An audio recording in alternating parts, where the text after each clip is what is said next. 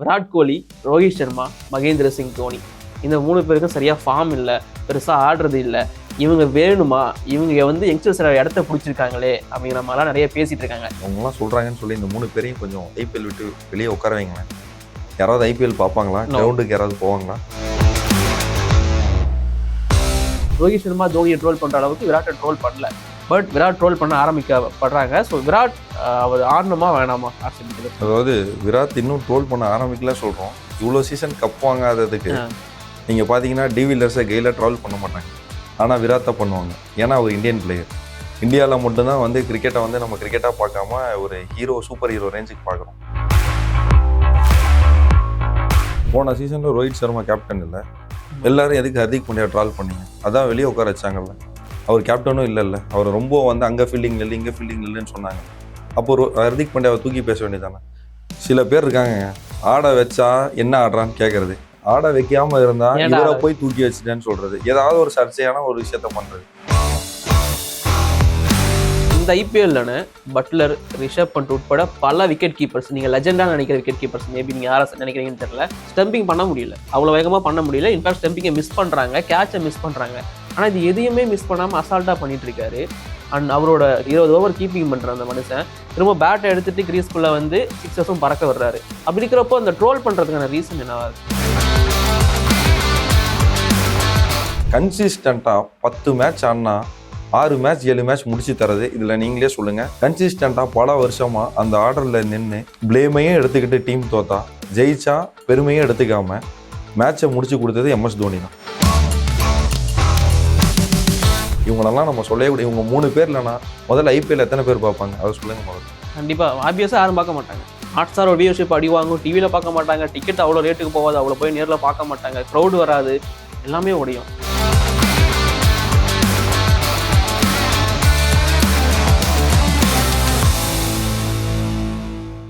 Hello every friends, welcome to all in all sports. நான் உங்கள் sports Nitish, எங்கூட முகமது ஜாவேத். என்ன விஷயம் நம்ம இதில் பேச போகிறோம் அப்படின்னா, ஐபிஎல் 2025 அப்படிங்கிறது யங்ஸ்டர்ஸுக்கான ஒரு காலமாக இருக்கு. பட் அந்த யங்ஸ்டர்ஸ் இடத்த பிடிச்சி வைக்கிறதா 3 பேரை வந்து ட்ரோல் பண்ணிட்டு இருக்காங்க. 3 பேருன்னு சொல்ல முடியாது, 3 லெஜெண்ட்ஸ். விராட் கோலி, ரோஹித் சர்மா, மகேந்திர சிங் தோனி இந்த 3 பேருக்கும் சரியாக ஃபார்ம் இல்லை, பெருசாக ஆடுறது இல்லை. இவங்க வேணுமா, இவங்க வந்து யங்ஸ்டர்ஸ் இடத்த பிடிச்சிருக்காங்களே அப்படிங்கிற மாதிரிலாம் நிறைய பேசிட்டு இருக்காங்க. ஃபர்ஸ்ட் இனிஷியலாக அவங்கள பற்றி 3 பேரை பற்றி ஒன்னா சொல்லிடுங்க, அதுக்கப்புறமா நான் தனித்தனியாக கேட்குறேன். சரி, அவங்களாம் சொல்கிறாங்கன்னு சொல்லி இந்த 3 பேரையும் கொஞ்சம் ஐபிஎல் விட்டு வெளியே உட்கார வைங்களேன். யாராவது ஐபிஎல் பார்ப்பாங்களா? கிரவுண்டுக்கு யாராவது போவாங்களா? இல்லை. சும்மா பேசுகிறவங்க பேசத்தாங்க செய்வாங்க. அந்த கிரவுண்டில் கூட்டம் வர்றதுக்கு காரணமே இந்த 3 பேர் தான். அதே மாதிரி டிஆர்பி நீங்கள் மேட்ச் பார்த்தீங்கன்னா அவ்வளோ பேர் பார்க்கறதுக்கு ரீசனும் இந்த 3 பேர் தான். இன்னொன்று, ஸ்போர்ட்ஸில் ஃபெயிலியர்ஸ் இருக்கும், சக்ஸஸும் இருக்கும். சக்ஸஸ் எந்த அளவுக்கு கொண்டாடுறோமோ அதே மாதிரி ஃபெயிலியர்ஸையும் கொண்டாடணும். அதாவது அந்த டைமில் ஒருத்தனை வந்து நீ ஒழுங்காக பண்ண மாட்டேன்ற, நீ வெளியே போகணும், உன்னால தான் வந்து டீம் தொகுதுன்னெலாம் சொன்னோன்னா அந்த டைம் நம்ம ப்ராப்பராக சப்போர்ட் பண்ணலன்னு அர்த்தம். ஃபர்ஸ்ட் நான் கேட்க போகிற கேள்வி வந்து Virat கோலியை பற்றினது. Virat Kohli first match okay நல்லா ஆடிட்டாரு, அதுக்கப்புறமா ஃபெயிலியர் அப்படிங்கிறது அடுத்தடுத்த மேட்ச்ல வந்துடுச்சு. முக்கியமாக ஹோம்ல சின்னசாமி ஸ்டேடியம்ல சிராஜ் அவர் ஃபர்ஸ்ட் பால் 4 அடிச்சிருப்பாரு சிராஜ். அதுக்கப்புறமா அர்ஷத் கான் வந்து அவர் விக்கெட் எடுத்திருப்பாரு. விராட் கோலி அவுட் ஆனதுக்கு அப்புறமா இந்த அர்ஷத் கானை விட்டுட்டு அர்ஷத்னு பேர் வச்சிருக்கிற ஒரு ஹாலிவுட் ஆக்டரோட இன்ஸ்டாகிராம் பேஜ்ல போயிட்டு அவ்வளோ ஃபேன்ஸ் வந்து கெட்ட வார்த்தை திட்டிருக்காங்க. இதுக்கு முன்னாடி பிலிப்ஸ் கம்பெனியை திட்டினவங்க தான் அவங்க. ஸோ அப்படிதான் போயிட்டு இருக்கு. ஸோ விராட் கோலி மேல இப்படி பாசம் வச்சிருக்கிற ஒரு சில ஃபேன்ஸ் இருக்காங்க. But same time Virat Kohli இதுக்கப்புறம் தேவையானு கேட்கறவங்களும் இருக்காங்க. கொஞ்சம் ஆர்சிபி இப்போ டேபிள் டாப்ல இருக்கிறதுனால பெருசா ரோஹித் சர்மா தோனியை ட்ரோல் பண்ற அளவுக்கு விராட்டை ட்ரோல் பண்ணல. பட் விராட் ட்ரோல் பண்ண ஆரம்பிக்கப்படுறாங்க. ஸோ விராட் அவர் ஆடணுமா வேணாமா ஆர்சிபிக்கு? அதாவது விராட் இன்னும் ட்ரோல் பண்ண ஆரம்பிக்கல சொல்றோம். இவ்வளோ சீசன் கப் வாங்காததுக்கு நீங்க பாத்தீங்கன்னா டிவில்லர்ஸை கெயிலாக ட்ரோல் பண்ண மாட்டாங்க. ஆனால் விராட்டை பண்ணுவாங்க. ஏன்னா அவர் இந்தியன் பிளேயர். இந்தியாவில் மட்டும்தான் வந்து கிரிக்கெட்டை வந்து நம்ம கிரிக்கெட்டாக பார்க்காம ஒரு ஹீரோ, சூப்பர் ஹீரோ ரேஞ்சுக்கு பார்க்குறோம். இன்னொன்று சொல்ல போனீங்கன்னா, இப்போ நீங்கள் சொன்னீங்க சில ஃபேன்ஸ் பண்ணுறனால எல்லா ஃபேன்ஸுக்கும் அது கெட்ட பேராக போயிடுது. விராட் வந்து பார்த்தீங்கன்னா எவ்வளோ நாள் தாங்க கிரிக்கெட் ரன் அடிச்சுக்கிட்டே இருக்க முடியும்? ஒரு தடவை ஒரு இன்டர்வியூ கூட நான் பார்த்தேன். குமார் சங்ககாரா, ஸ்ரீலங்கா பிளேயர், அவர் எவ்வளோ பெரிய பிளேயர் நம்ம எல்லாருக்கும் தெரியும். அவர் சொன்னார், எப்படி தான் இவர் இவ்வளோ ரன் அதுவும் கன்சிஸ்டண்டாக அடிச்சுட்டு வராருன்னே தெரியலன்னு. நீங்கள் அவரோட ஃபெயிலியர் ஃபேஸ் எடுத்து பாருங்களேன், அப்பயும் ஆவரேஜ் வந்து 40-50 கண்டிப்பாக இருக்கும். அவரோட சக்ஸஸ்ஃபுல் ஃபேஸில் ஆவரேஜ் உங்களுக்கே தெரியும், 100+ வச்சிருந்தாரு, 90ஸ்ல வச்சிருந்தாரு. ஸோ இந்த மாதிரி பிளேயர்லாம் நம்ம கிடைக்கிறதே கஷ்டம். இப்போ இந்த மாதிரி பேட் ஃபேஸில் இன்னொன்று நான் சொல்கிறேன், இப்போ ரன் அடிக்கிறது இல்லைனா இம்பாக்ட் பிளேயர் ரூல் வந்துருச்சு.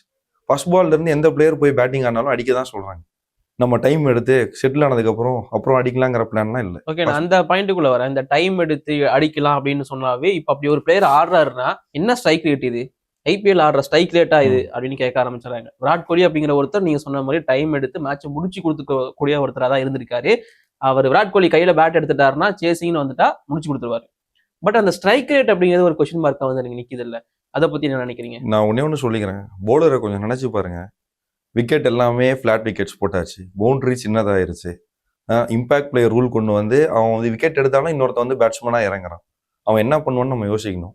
ரெண்டாவது, இன்னும் கொஞ்ச நாள் இப்படியே போயிட்டு இருந்துச்சுன்னா இன்னும் ஒரு காலம் வரும், 6 பாலும் பவுலர் ஃபுல் டாஸ் தான் போடணும். அதை வந்து 6 அடிக்கிறானா 4 அடிக்கிறானா அதை பார்த்து ஒரு கூட்டம் வந்து கொண்டாடும். மேபி ஃபியூச்சர்ல பவுலிங் மெஷின் கொண்டு வந்துடுறோம், பால் மட்டும் வந்துட்டு இருக்கோம் இல்ல, அப்படின்னு பவுலிங் மிஷின் கொண்டு வரது இல்ல, பவுலரே ஒன்றும் வரமாட்டான். இம்பாக்ட் பிளேயர் ரூலு எல்லாமே வந்து விக்கெட்ஸு, பவுண்டரிஸ், பேட்டு எல்லாமே வந்து பேட்ஸ்மேனுக்கு சாதகமா இருக்கு. ஸோ பவுலர் என்னதான் பண்ணுவான் சொல்லுங்களேன்? ஓகே, இப்படி ரூல்ஸ் போட்டுட்டே இருக்காங்க, அது ஒரு கூட்டம் வந்து கொண்டாடிட்டு இருக்கு.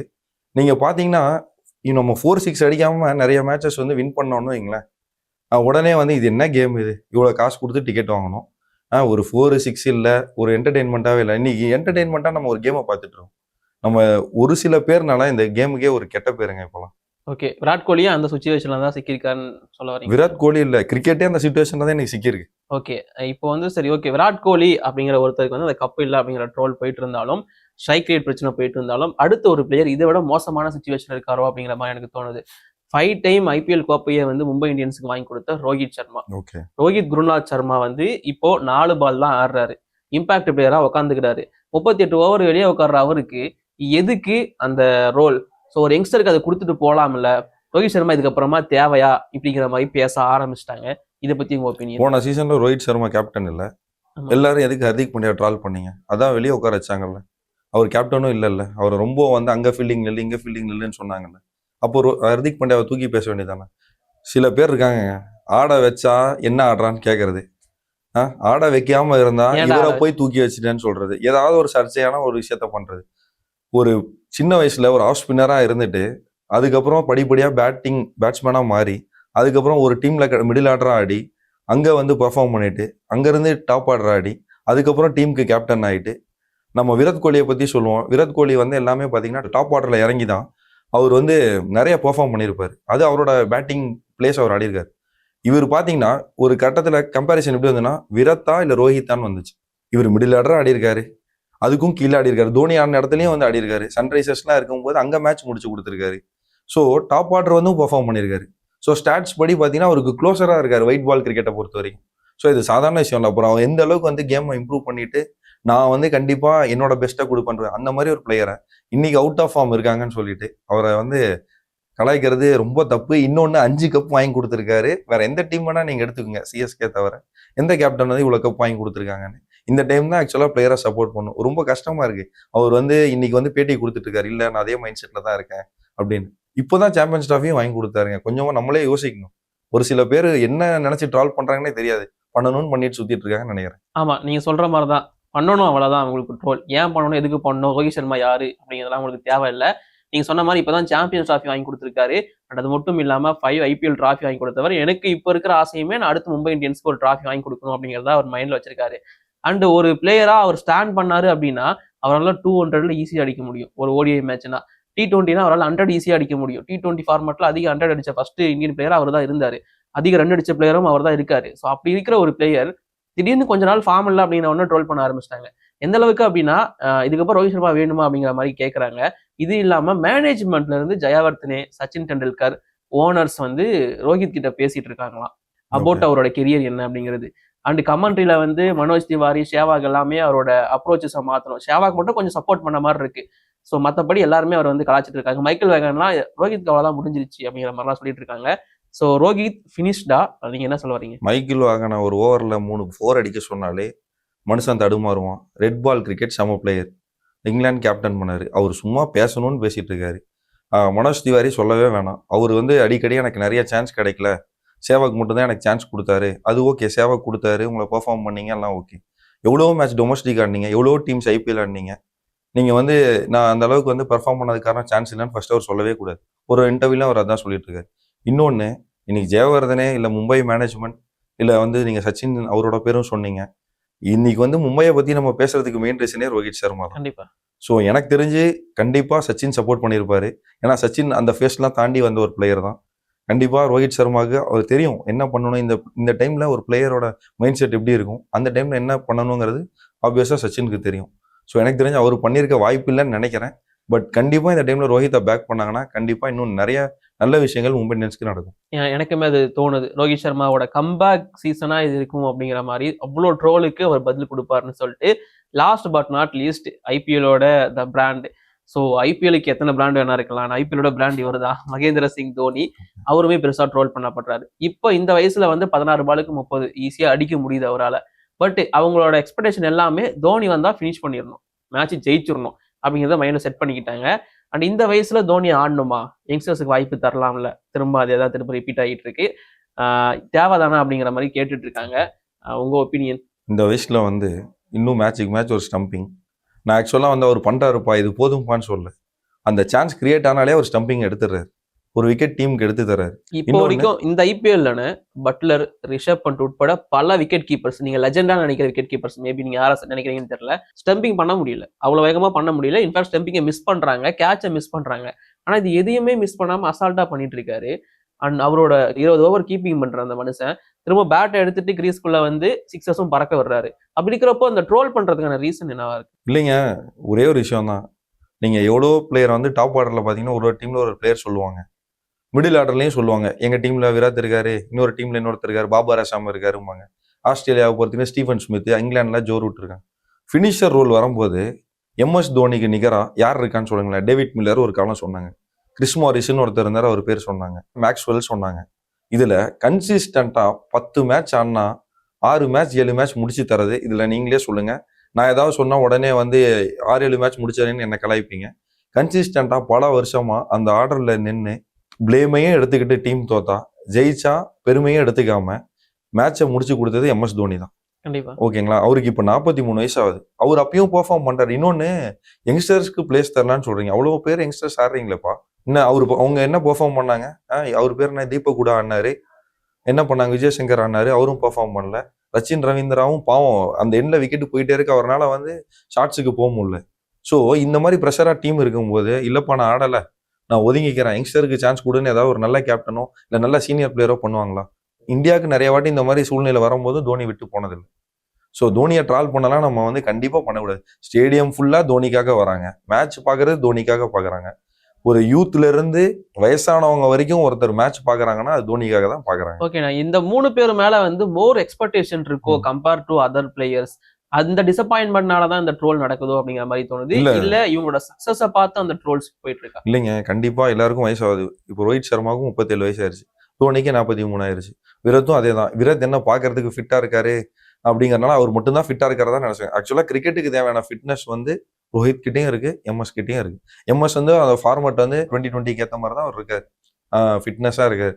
ஸோ வந்து என்ன விஷயம்னா, நம்ம பார்த்துட்டே வந்துட்டு அதே மாதிரி தான் இப்போ அவங்க ஓடணும், அதே மாதிரி 6 அடிக்கணும்னா, இன்னைக்கு கிரிக்கெட் அனலிஸ்ட் எல்லா டீம்லயும் இருக்காங்க, நிறைய சாஃப்ட்வேர்ஸ் வந்துருச்சு, யார் யார் எங்க வந்து டெத் போலிங்கா இல்லை எந்தெந்த இடத்துல போட்டா தடுமாறுவாங்கன்னு தெரியும். நிறைய விஷயங்கள் வந்து இன்னைக்கு கிரிக்கெட் எவால்வ் ஆயிருச்சு.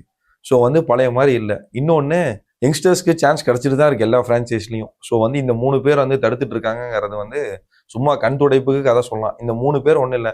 ரோஹித் சர்மா அடுத்த மேட்ச் 100, விராட் கோலி இந்த தடவை ஐபிஎல் ஜெயிச்சிட்டாருன்னு வைங்களேன். அதே மாதிரி எம்எஸ் தோனி இன்னொரு 4-5 ஸ்டம்பிங் இல்லை ஒரு 3 மேட்ச் ஃபினிஷிங் ரோல் முடிச்சா இந்த பேரே வராது. திரும்ப என்னைக்காவது தோக்கும் போது இவங்க வந்து ஒழுங்கா பெர்ஃபார்ம் பண்ணாத போது வரும். ஸோ வந்து நம்ம இந்த மாதிரி ஒரு சின்ன கூட்டம் இந்த மாதிரி பண்ணிட்டு இருக்கிறதுங்கிறதுக்காக நம்ம இவங்களெல்லாம் நம்ம சொல்லவே கூடாது. இவங்க 3 பேர் இல்லைன்னா முதல்ல ஐபிஎல் எத்தனை பேர் பார்ப்பாங்க அதை சொல்லுங்க முதல்ல. கண்டிப்பா ஆப்வியஸா யாரும் பார்க்க மாட்டாங்க. கண்டிப்பா அடி வாங்கும். இங்க பாக்குறதுன்னு மட்டும் கிடையாது, ஹாட்ஸ்டார் ஒரு வியூவர்ஷிப் அடி வாங்கும், டிவில பார்க்க மாட்டாங்க, டிக்கெட் அவ்வளவு ரேட்டுக்கு போகாது, அவ்வளவு போய் நேர்ல பார்க்க மாட்டாங்க, கிரௌட் வராது, எல்லாமே உடையும். எவ்வளவு பேருக்கு ஐடல் தெரியுமா இந்த 3 பேரும்? ஆமா, நான் வர யங்ஸ்டர்ஸ் எல்லாருமே விராட் மாதிரி இருக்கணும், தோனி அவர் மாதிரி இருக்கணும், ரோஹித் மாதிரி இருக்கணும்ன்றாங்க. இதுல வந்து நம்ம என்ன சொல்றது, இவங்கெல்லாம் சொல்றாங்கன்னு சொல்லிட்டு இவங்களாலதான் ஐபிஎல் ஏதோ ஒரு சின்ன கூட்டங்க அதாவது பண்றாங்க, அந்த ட்ராலெல்லாம் நம்ம தூக்கி எறிஞ்சிட்டு போகணும். அதான் நீங்க சொல்ற மாதிரிதான் ஒரு சில தற்கூரி ஃபேன்ஸ் பண்ற விஷயமா தான் எனக்கு இது தோணுது. அண்ட் நீங்க சொன்ன மாதிரி விராட் கோலி, ரோஹித் சர்மா, தோனி இவங்களை எடுத்துட்டு ஐபிஎல் அப்படிங்கிறது கிடையாது. ஸோ இப்போ அவங்க இருக்கிற வரைக்கும் அவங்களை நம்ம கொண்டாடுவோம், அவங்களை கொண்டாட முடியலையா அவங்களை ட்ரோல் பண்ண வேணாம் அப்படிங்கிறது தான் இப்போதைக்கு நாங்கள் சொல்ற விருப்பம். கன்க்ளூஷனா என்ன சொல்ல வரீங்க? இந்த 3 பேரோட ஃபார்ம் இந்த IPL 2025 எப்படி இருக்க போகுது? அதாவது ஃபார்ம் மட்டுமே ஒரு விஷயத்த முடிவு பண்ணாதுங்க விக்டரிய. நீங்க பாத்தீங்கன்னா டீம் இப்போ பிஹைண்ட் த ஸ்டம்ப்ஸ் இருந்து அவர் கொடுக்குற இன்புட்ஸை வந்து யங்ஸ்டர்ஸ் எஸ்பெஷலி ஸ்பின்னர் சொல்றாங்க.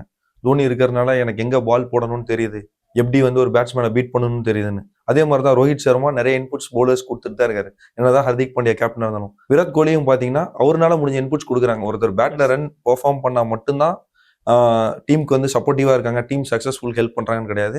இந்த மாதிரி விஷயங்கள் கூட அந்த இன்புட்ஸ் வந்து கண்டிப்பா ஹெல்ப்ஃபுல்லா இருக்கும். ஸோ நம்ம இவங்களை ட்ரால் பண்றதை நிறுத்திட்டு அவங்களுக்கு சப்போர்ட் பண்ணலாம். ஓகே, இதே மாதிரி இன்னொரு இன்ட்ரெஸ்டிங்கான வீடியோல நாங்கள் வந்து சந்திக்கலாம். அது வரைக்கும் நாங்கள் கிளம்புறோம். பாய். நன்றி.